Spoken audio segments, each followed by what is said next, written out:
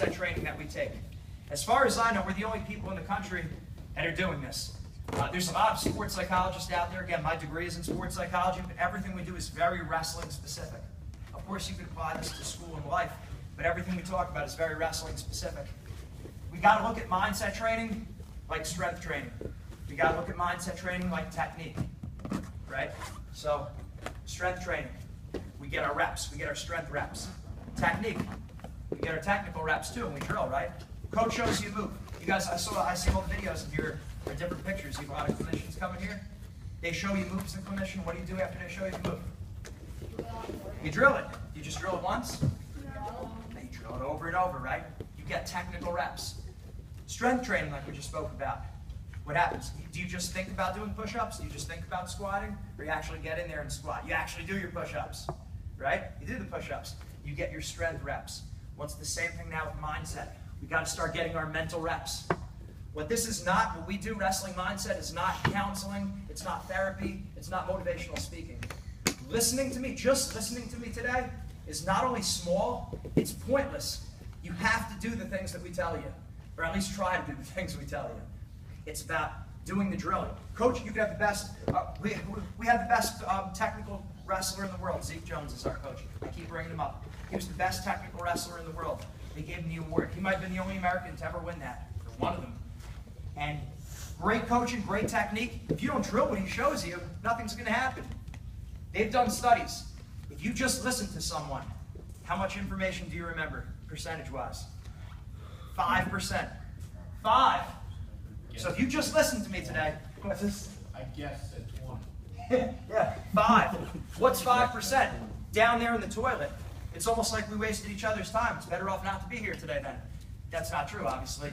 The point is this. After we talk, write it down. When you write down the things you learn, your memory goes way up, right? Your memory goes a lot higher. So remembering the things we talk about, you have to put it down on paper. Some of you guys, were you taking notes on your phone or texting a friend? maybe both. Maybe both. All right. Good. So making sure we do the things we tell you to do. So now we're talking about mental reps. There's 4 main principles. Let's back that up a second. As wrestlers, you're all warriors. You're warriors. You got to start acting like it.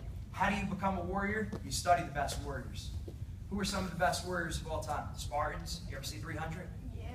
Yeah. The samurai, Japanese with the swords.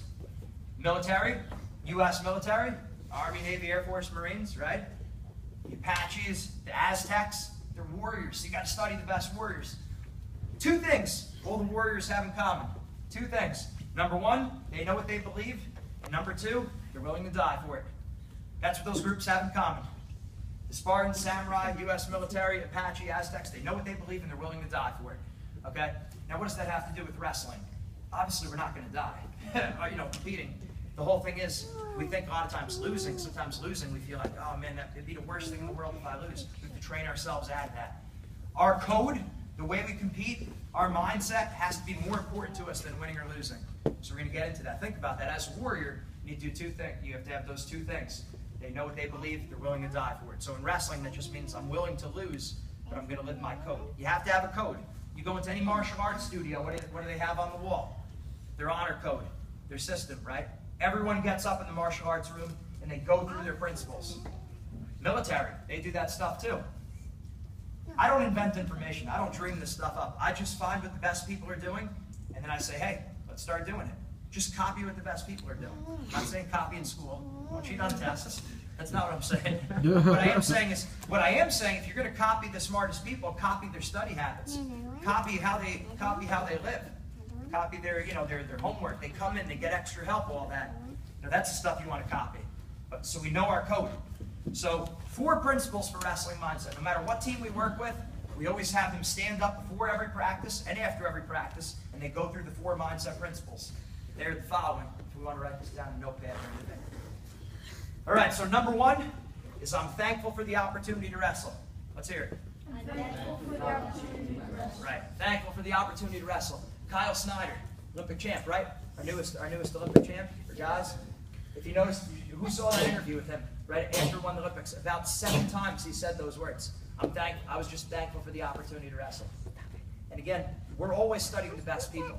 I don't care what average people are doing. I want to know, how do the best wrestlers think? How do the best athletes think? How do the richest people in the world think? How do the most successful people in the world think? How do the happiest people think? Right? Always studying the best people. If you watch the best athletes in their interviews, they always talk about being thankful for the opportunity. You have a healthy mind, you have a healthy body. Thank God for that. It's a blessing. You got to start looking at it as a blessing. Go to any hospital. Go to any local hospital. Where I remember when I was your age, my great-grandmother was in a nursing home, and you look around, you see people, some people can't walk, they can't talk, they can't think, right? That's what happens when the opportunity is taken away from us, right? Anyone of you been hurt during the season before? Or you couldn't play ball or something because maybe you broke a bone, sprained something? Some of you have that. You ever been sick and you couldn't be in a match, you couldn't be in a tournament? Maybe at first you kind of think like, oh, it's nice having a day off, right? That thought might come into your head too. But then you watch your friends playing, or you watch your friends competing. How did that feel? Kind of stinks, right?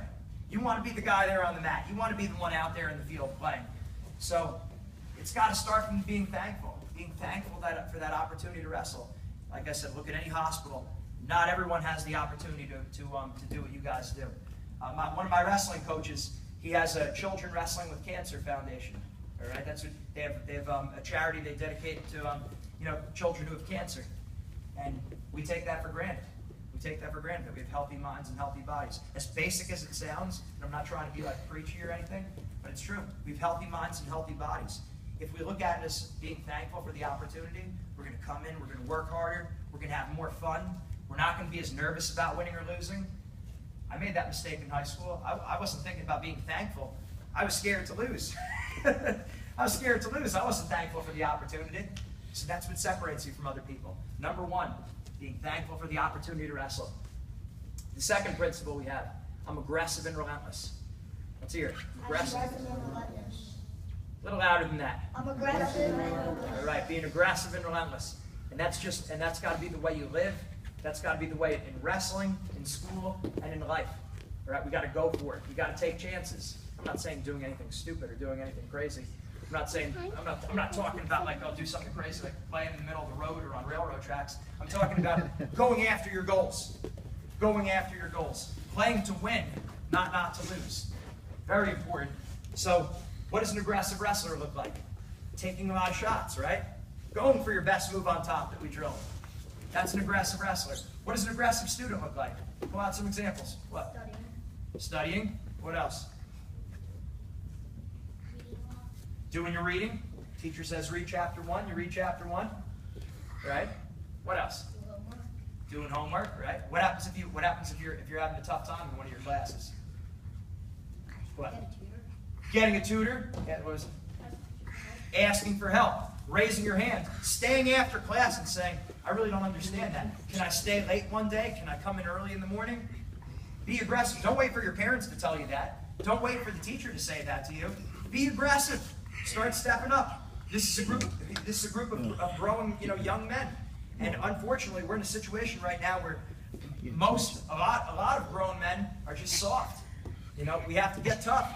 We got to bring back what it means to be a man and being tough and stepping out of our comfort zone and taking the initiative. We got to have initiative. All successful people, the best wrestlers, the best athletes, the most successful students, the richest people, the happiest people, they go after it. They don't wait for people to help them. They ask for help. So be a person who asks for help, being aggressive and being relentless. And then this relates directly to wrestling also. We know Jordan Burroughs lost this year, right? Right? Tough one against the Russian. Did anyone see that match? All right? Crazy match. Now, did anyone see the Russian's match in the finals when he wrestled the Iranian? I'll give you story time here. This is a good one. All right, so now, after pulling off the biggest upset in the tournament, the Russian guy was wrestling against the Iranian in the finals. He was winning 6-0 at the break, 6-0 at the half. He's in the Olympic. Now, picture yourself. You're in the Olympic finals. You just beat Jordan Burroughs. You're winning 6-0 with 3 minutes left in the match. Mindset, okay? What are you going to think when you're in that match? What do most people think? I'm going to win. We start thinking about winning. We start thinking about just hold on. Just 3 minutes. Don't do anything stupid, and I'm an Olympic champ, right? And that's what the Russian thought. You know that's what he thought because he's unbelievable defense. The Russian, unbelievable defense. The Iranian got him on his leg, and he kind of bailed. It was early in the half. Why did he bail? Because what's he thinking in his head? I got the lead. I can still afford another takedown. He's thinking about holding on to the lead. Now, this is one of the best wrestlers in the world. I'm not putting this guy down. We all thought that too. I'm guilty of that. You're probably guilty of that. What do we tell ourselves in that moment? When we're up 6-0 and we tell ourselves, I'm getting attacked. I'm going to get 2 more takedowns. Instead of telling ourselves, circle, nothing stupid, be careful. Right? Who's guilty of that? Say I. I'll give 2 hands for myself. We're guilty of it. We're guilty of it. Hey, I've been to some college matches last year, and I know the coaches were encouraging it when they were like, they know the match was wrapped up for the team, and the coach is yelling, circle, circle. And I'm going down like this is terrible. And in fact, that kid wasn't an All-American. The one who won that match, so the kid circled, he won the match for the team. His hands were up, everyone was so happy for him. He was in the All-American match, he lost by 1 point. And what am I thinking? If we would have trained him back then to keep attacking, he might have been an All-American. Okay, so the point is the Russian, he's up 6-0. He gets taken down 3 times, winds up losing the match. Because in freestyle, whoever scores last wins. So it was 6-6, but since the other guy got the last takedown, he won the match. Wow. Let the Olympic championship slip right through his fingers because he's thinking about what?